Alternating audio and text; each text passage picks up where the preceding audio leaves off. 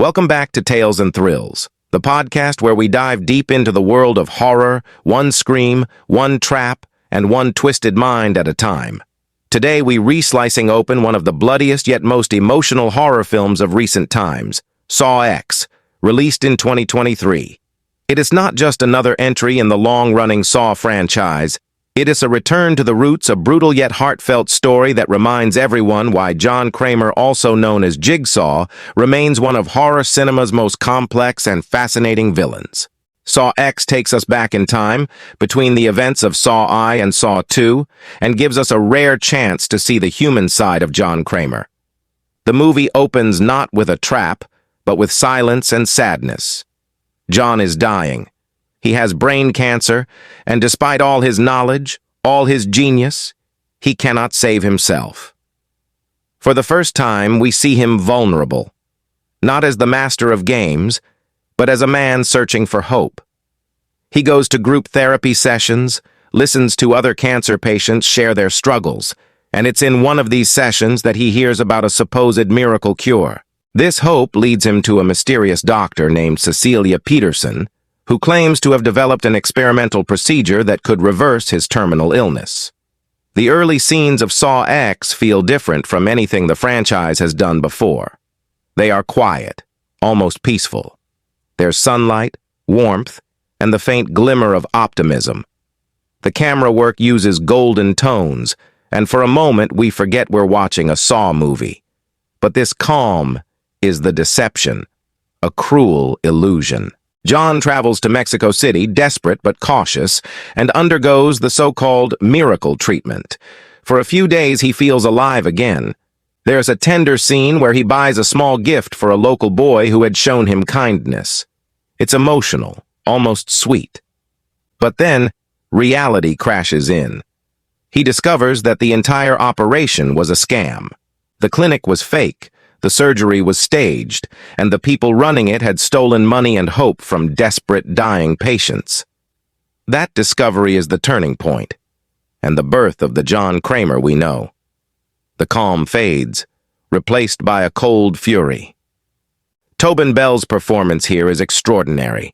Without a word, his face transforms from broken man to calculating predator. It's not rage we see, it's disappointment, purpose, and something deeper.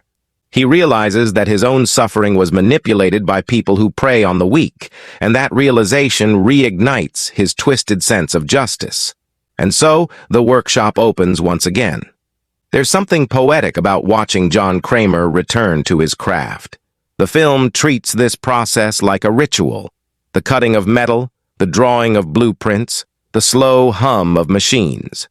You can hear the click of the gears and the rasp of steel as he builds his new set of traps. The camera lingers on every tool, every bolt, and for longtime Saw fans, it feels like coming home. This isn't mindless violence. It's art, dark and deliberate. And this time, the victims are not random sinners. They're con artists, people who tricked the dying into false hope. The first trap sets the tone. Diego, the fake anesthesiologist, wakes up strapped to a chair with tubes attached to his eyes. In front of him, a vacuum machine connected to two knobs. His task, suck out his own eyes to survive.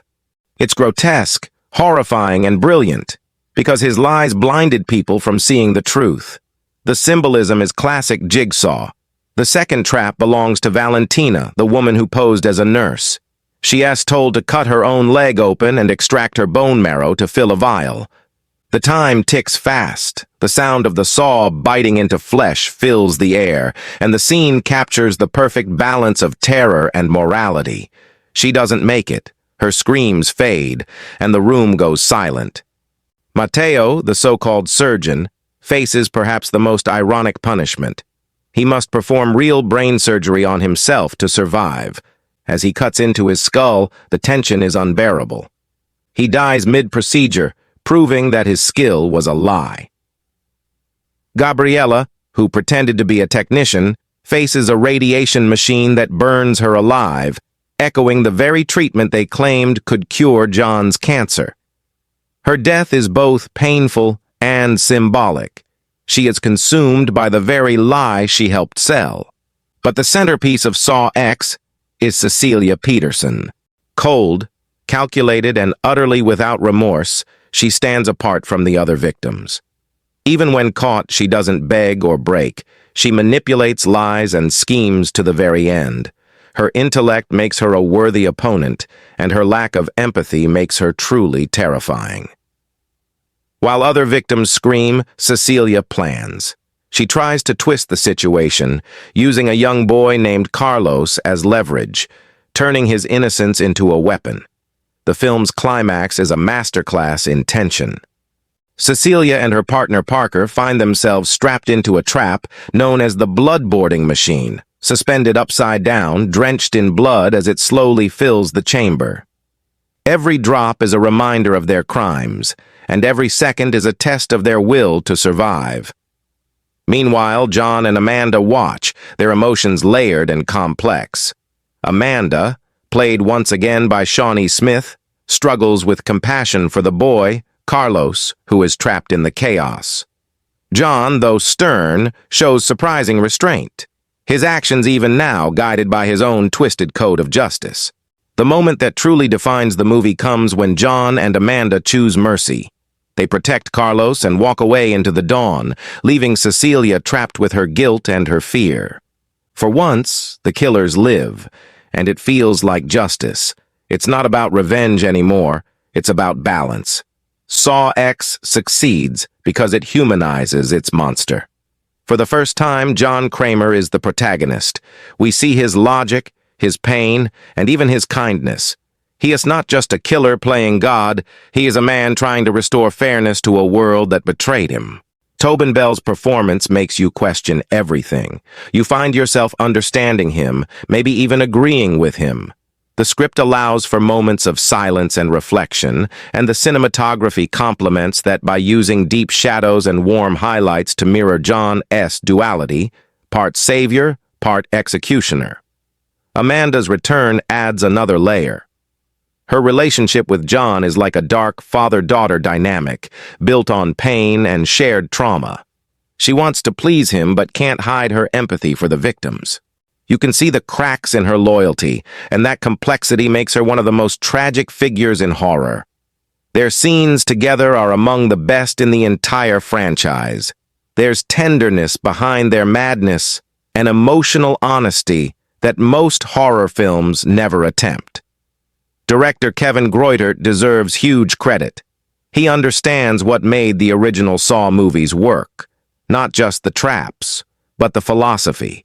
The pacing is tight, the editing deliberate, and the traps feel earned, not forced. The gore is brutal, yes, but purposeful. Every injury has meaning. The sound design is also phenomenal. You hear every drop, every gear, every scream, yet it's never overwhelming. It's immersive, grounding you inside the horror rather than just shocking you with it. When it comes to the kill count, Saw X isn't the bloodiest in the series, but it's among the most impactful. 4 victims die in truly unforgettable ways: Valentina, Mateo, Gabriela, and Parker. Diego survives barely, but his mind is shattered. Cecilia lives, but her survival is its own punishment. And of course, John and Amanda walk away, the masters of the game. The total: 4 dead, 2 survivors, 1 legacy reborn. What sets Saw X apart is how personal it feels. The traps are smaller, but the emotions are bigger. Instead of giant set pieces and chaotic editing, we get intimacy. A close-up look at morality, choice, and consequence. It's a horror movie that dares to slow down, to make us think about pain, truth, and redemption. Beyond the gore, Saw X carries a message, one about justice, integrity, and valuing life. John Kramer's ideology has always been that people must appreciate being alive by facing death. But in this film, it's clearer than ever that his real obsession is fairness. He is a man who lost faith in the system, who saw hypocrisy and tried to rebuild order in his own terrible way. The irony is that his methods, as cruel as they are, reveal uncomfortable truths about human nature. By the end of the film, When John sits in the light of dawn, there's a sense of peace. He's still dying, still broken, but he's found purpose again.